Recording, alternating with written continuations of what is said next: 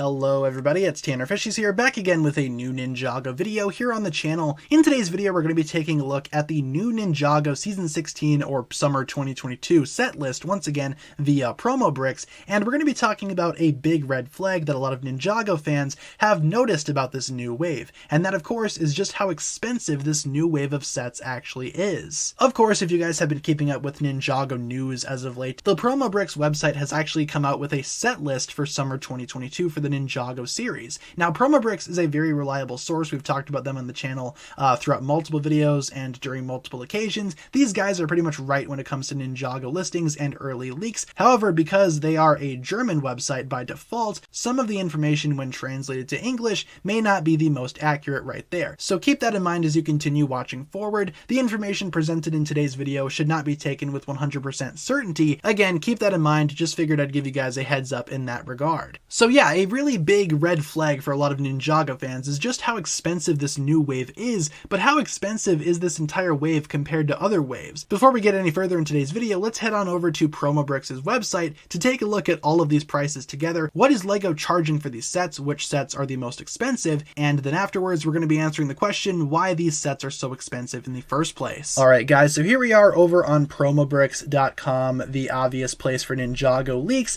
and just going through some of these sets really quick so we can take a look at the prices of these things. This wave is pretty expensive, all things considered, as I said. Lots of really big prices in this wave, and we can see the entire list of them right here, starting from here all the way down to here. This is the entire summer wave that we have so far, unless you also count the Dragon Temple up here. That is technically part of the summertime wave, but this is very much confirmed to be a Ninjago core set, not part of the Season 16 story. The Season 16 stuff, again, starts here and ends down here. And once again, going over some of these prices really quick, Jay's Golden Dragon motorbike is going for $20, you can see right here.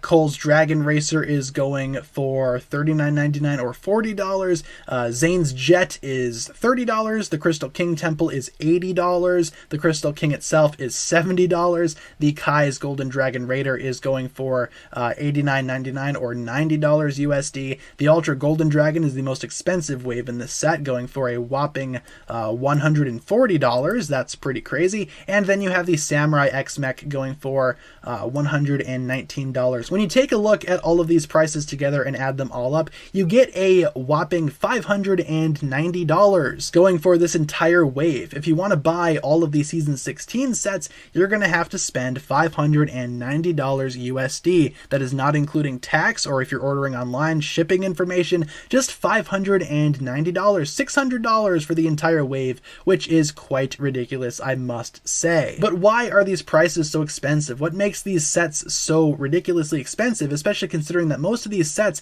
do not have good value just based on the information alone? Some of these price to part ratios, especially the Ultra Golden Dragon, are pitiful. It's ridiculous how much they're charging for 989 pieces. So what makes this wave so expensive? Why is this one of Ninjago's most expensive waves to date?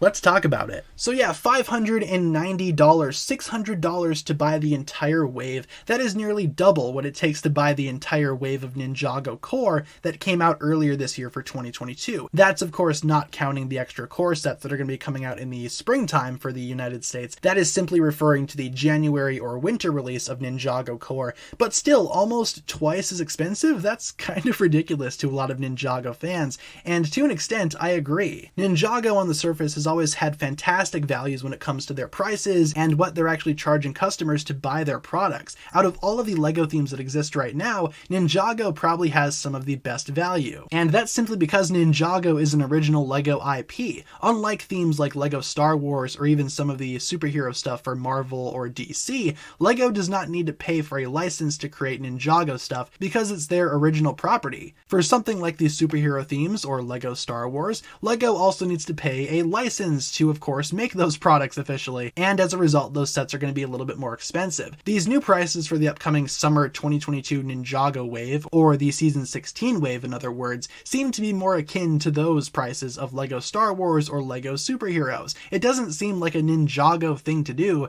to price these sets at a ridiculous margin. This is probably the most expensive that Ninjago has ever been in quite a long time. These sets are crazy expensive for the amount of pieces that you get here. factor. Something like the Ultra Gold Dragon or whatever it's called should not be $140 for around 900 pieces. That by default should be around $90 to $100. The numbers suggest that these things should be cheaper, but the actual contents of the set may actually warrant that higher price point. From what I can understand, LEGO prices their products using a variety of different factors. One of those factors is larger parts being more expensive. Maybe some of these sets with significantly lower piece counts for what they're actually charging, maybe those sets just have larger pieces in them. Maybe the Ultra Gold Dragon has an abundance of really large or specialized pieces that justify the actual price point being increased. For example, that's why LEGO Junior sets are infamously expensive even though they include extremely small piece counts. They just have larger or specialized pieces in them. They are more expensive to make, therefore LEGO charges more for them. At least that's what I can understand right there. Feel free to let me know in the comments if I'm missing any context surrounding that. It's also worth pointing out that a lot of these sets will probably include gold parts as well. I'm not sure if gold parts are more expensive for LEGO to print,